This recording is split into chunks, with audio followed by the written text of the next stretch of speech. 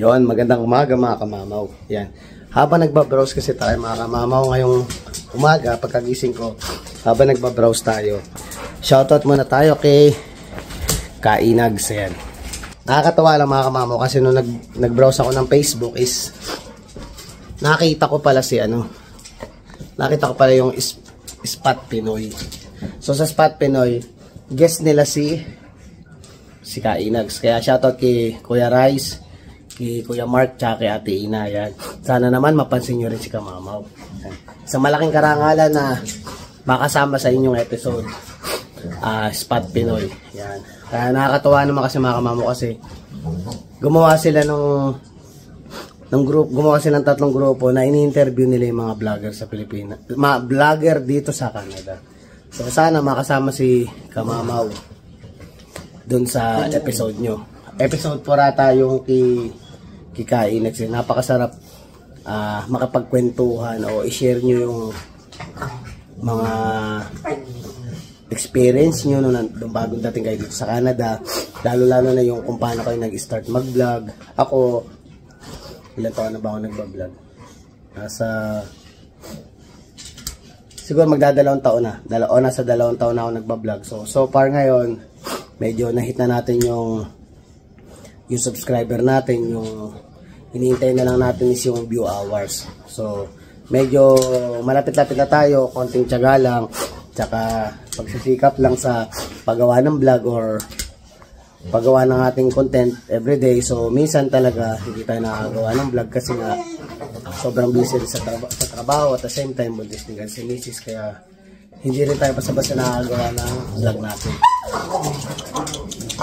May dalawa dito makulit. Tumahimik na tumahimik na. Okay na. So yun nga, hindi tayo masyado nakagawa ng vlog. Kaya minsan twice or thrice a week lang tayo nakagawa. Pero syempre kahit paano nung napanood natin yung interview ni Ate Ina, ni Kuya Mark, tsaka ni Kuya Rice sa Spot Pinoy, nakaka-inspire. Parang nadagdagan na naman ako ng ginanahan na naman si Kamamaw na gumawa uli ng vlog. Nakakatawa kasi mga Kamamaw kasi hindi rin naman biro ang paggawa ng vlog. So mahirap din mag-isip ng kung ano ng content na pwede natin gawin sa araw-araw. At the same time, hindi rin ako masyado nakakalabas dahil nga nagkatama nga yung tuhod ko. So ngayon tatry natin na makapag-vlog ng mas madalas at saka makagawa tayo ng mas magagandang content. Ayan. So sa mga nakakapanood ng vlog, kung may mga idea kayo o mga gusto nyo ipagawa sa akin sa vlog, gagawin natin mga Kamamaw. Para malaking tulong na rin sa aking YouTube channel yan mga Kamamaw. At the same time, may mga American Bully natin na yan. Yung mag-ama, makulit na pareha. Si Hera natutulog doon. Kaya lang yung dalawang yan. So ayun mga Kamamaw, sana mapansin tayo ng Spot Pinoy. Isang malaking karangalan para sa akin mga Kamamaw. Buhay vlog na lang din naman mga Kamamaw ang pinag-usapan natin. Kwentuhan tayong konti. Pinatahimik ko muna itong mga makukulit kasi talagang kulit ng kulit eh. Yung dalawa. Ito, kanina pa ako kinukulit yan. Ganyan yan. Natutulog ka, didilaan ka bigla sa mukha. Yan. Paano ba nagsimula nga pala si Kamamaw mag-vlog? Nagsimula ako mag-vlog. Simula nung nahilig tayo sa American Bully. Usually yung American Bully, diyan tayo nagsimula mag-vlog. At the same time, dog lover din kasi tayo sa Pinas. Since nung bata ako, marami din tayo naging aso. Usually yung mga aspin. Ayan, mga aso natin dati. And then, bago ako dumating dito sa Canada, may alaga akong Labrador. Ayun, ilagay ko siya sa Kuya Alex ko, sa Tondo. Kaso nga lang, nung umalis ako, mga ilang buwan na namatay yung aso. Nakakalungkot na mga Kamamaw na yung aso mo na matay. Kasi parang minsan dumarating tayo sa point mga Kamamaw na yung mga asong yan hindi lang basta alaga yan, parang pamilya din ang turing mo dyan, lalo na kung araw-araw mo silang kasama. Lalo mong mararamdaman kung gaano nila pinapakita sa iyo na mahal ka niya, Tapos na parang ikaw lang yung mahalaga para sa kanila. Mga kamamo, yung mga alaga natin yan, kahit pagalitan mo yan o sigawan mo yan, mamaya wala lang yan. Wala lang sa kanila lahat yan. Basta ang alam lang nila, mahal ka nila. Ganun ng mga aso. So yun nga, doon tayo nagsimula. Mula nung nagano tayo ng American Bully. At the same time, na-inspired din tayo ng mga sikat na vlogger dito sa Canada. Kay Kuya Rice Velasquez doon sa pag Uber niya. Galing, saludo ko dyan. Tapos yung Carino family, kung paano nila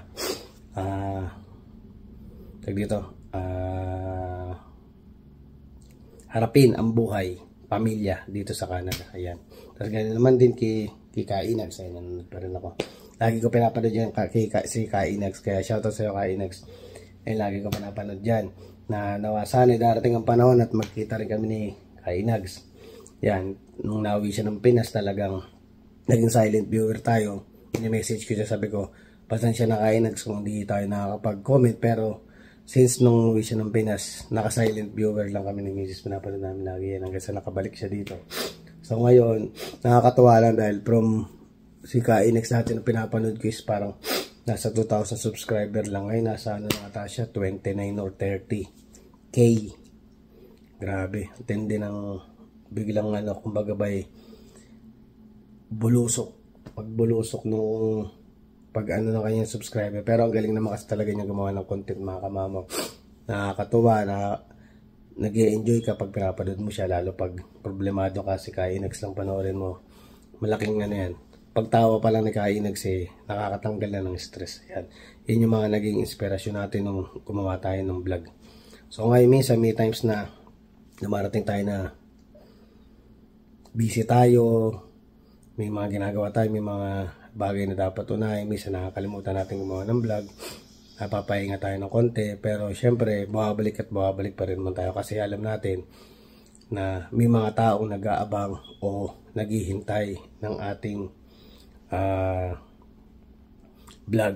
So ngayon medyo gumaganda na yung panahon, iano na natin, tatry na natin lumabas. Medyo okay na yung tuhod ko kasi na ano na siya, every 2 weeks nagpapamasahe na uli ako. Try natin, pasyal natin sila pa isa-isa, pero hindi ko sila masasabing kaya kong ilabas ng 3. Hindi birong maglabas ng 3 aso pag inak mo. So uunahin ko kay Chopper pag naglabas tayo kasi si Chopper relax kasama pag nag-walk. Mas maganda pa nga itong walang tali kaysa sa nakatali. Pag walang tali, nandito lang siya, katabi mo lang siya, hindi siya tumatakbo. Pag siyasama mo siya sa Petland or sa Cowtown, relax lang siya, tapos enjoy lang siya, panakita siya ng tao, kahit makakita siyang aso, yun. Kaya masarap kasama yan si Chopper. Ayun, tulog na kasi nga pinagalitan ko simula umaga hanggang ngayon maingay. Ayun yung dalawa. Tapos syempre yung isa natutulog dun sa kwarto, dun kasi nakatira yun So ngayon March na, next month, mga anak na si Mrs.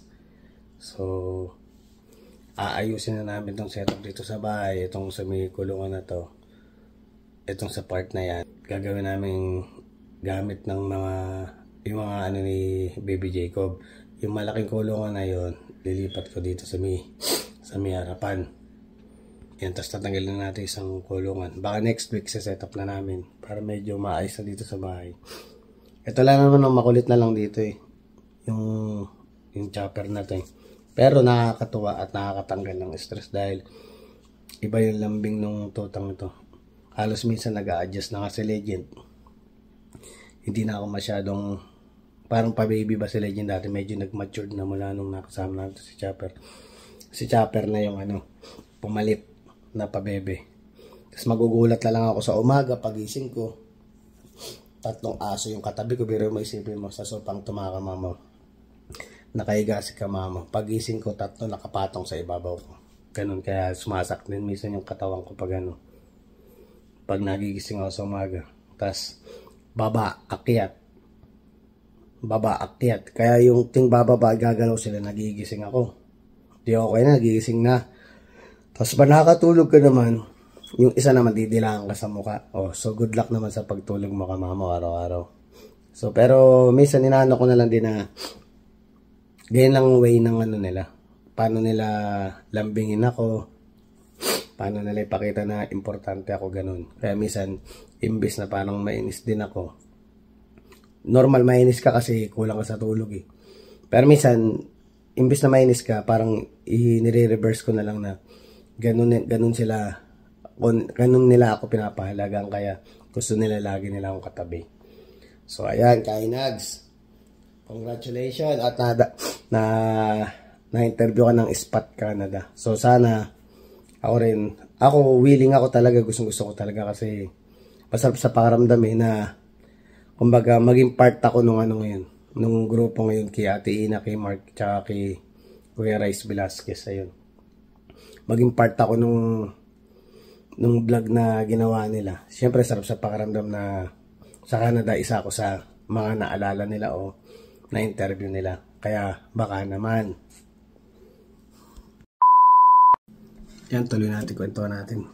Kain tayo. Corn beef at mainit na sinain. Yan. Nakakaano lang talaga mga kamama, inspired lang na nakakapanood ako ng gano'n na yung mga taong katulad nila, yung mga vlogger na hindi naman talaga birong gumawa ng content, pero ginagawa nila lahat para mapagpasaya ng tao, mapansin ng tao. Na kasi honestly talaga, pilang ako, kaya gumawa rin ako ng vlog,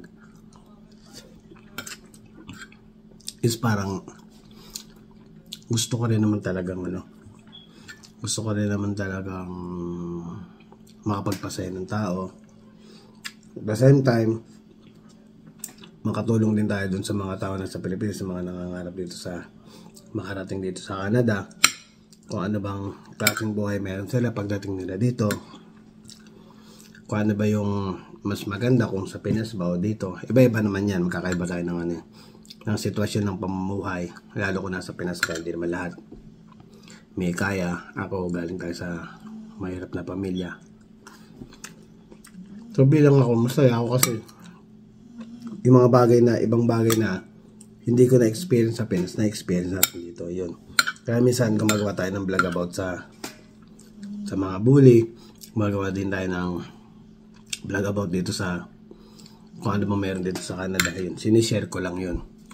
Para kahit pa paano, magkaroon tayo mapagbigay tayo ng konting idea sa mga taong nangangarap na katulad ko na nandito na ngayon. So, sila, yung mga idol natin, talagang makikita mong pag pinanood mo sila, talagang ang dami nilang taga-hanga, ang dami nilang taga-subaybay. Nakaka-inspire yun na bilang ako isang baguhan na vlogger, na parang sabi ko, sana dumating din ako sa point na mapansin din ako ng tao at mapagpasaya din ako ng tao katulad ng mga taong napapasaya nila. So kaya yun ang ginagawa natin, inspirasyon sa paggawa ng vlog. So sana dumating ang point na magustuhan din nila ako, mapansin din ako ng mga tao na mga taga-subaybay at madagdagan pa yung mga subscriber natin para kahit pa paano lalo pang ganahan gumawa ng vlog si Kamamaw, yung pang sipagin ba, ma-inspired lalo. Katulad yun, napanood ko nga yung video nila ate, nakaka-inspired. Kaya shoutout kay Ate Ina ng CNN. Yan. Yan kaya Kuya Rice Velasquez. Si Carino family nasa Regina lang yun. Saskatoon po ako. So 2 hours lang may kitang biyahe from Saskatoon to Regina. Sa Kainags is Edmonton. Mga 5 to 6 hours yun. Ang tayo ata si Kuya Rice Velasquez. Ayan. Di ba mga kamamaw, nakakaano lang, kaya ginawa ko din itong vlog na to. Sana nga mabigyan tayo ng pansin. Kahit pa paano, ma-share natin yung buhay natin bilang OFW o bilang vlogger dito sa Canada. Sarap po. Ito yung mga ulam na mas masarap pa sa mga lechon. Yung mga gantong ginigisa mo lang. Gusto ba rin itong corned beef? Special to. Lalo nung nasa Bulacan ako. Madala ka lang makating nito. Makakating ka nito pag may budget si Ermats. Kung walang budget at saktuhan lang ang budget ni Ermats, ano tayo? Dito, makarel. Yan. Makarel sisigang mo. Pero itong corned beef, pag medyo may budget si mama dati, yun ang binibili niya. Tsaka laking ano kasi tayo. Laking isda tayo. Nung bata ako, madalang lang makatikim ng karne. More on isda kami. Kasabihan niya yung mga taga Bulacan, sagana sa seafoods at isda. Mga taga Maynila, more on karne talaga makakain mo. Dahil natira din ako sa Maynila, madalang lang ako makakain ng sariwang isda. Pero pag nasa Bulacan ako, matik yun. Lalo ngayon pa nagbabakasyon ako. Puro ano yan, puro isda ang kinakain natin dyan. Kasi medyo mura, tsaka fresh yung isda. Ay tato dun sa mga kasama ko nag-iilado sa punduhan dati nung bata ko. Kaya, nung high school ako. Nag-iilado ako ng ng bangus. Banya-banya ng bangus. Buwasa namin kayo mga kamama. Ilang kilo yun? 30 kilos ata o 30 to 40 kilos isang banyera. Order yung amo namin nasa ko nasa isang daang banyera. Gada buhatin mo gano'n, no? Pati yelo. Pag nag-ano ka ng yelo, nag-grind ka ng yelo sa gilingan doon na sa banyera din yung babuhatin namin. Iiladuhan mo yun. Ganon. Yan ang trabaho ni kamamo ng bata. Nung tayo nakakaipon kahit pa paano panggastos. Kapag naipon ng malaki, wala na, subi na. Kukunin na ng Ermats mo. Ganon kasi ako ng bata eh. Dahil kumita akong 350. Sa kwenta rin yung akin. Yung dares, kinukuha ni Ermats. Ganon kasi nakasanayan kong routine natin ng bata ko. Kaya hindi masyado akong maano sa pera. At minsan nga pag may pera ako, may tabi ako. Tabi ko lang ngayon. Tapos pag wala namang paggagamitan, minsan binibigay ko na lang talaga kay mama ko. Pero ngayon, syempre nga, nagbabago na ngayon. Pamilyado na tayo. Tatabi rin tayo ng konti kasi na-experience din natin na walang-wala tayo mga kumama. Wala tayong mahinga ng tulong. Lalo na nagka-pandemya dito. Ang hirap palang madukot sa bulsa.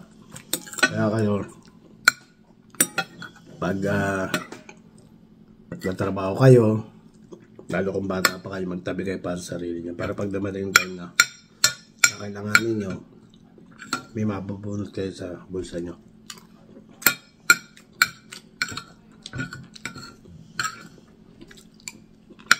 Amen. Sarap. Tapos na agad.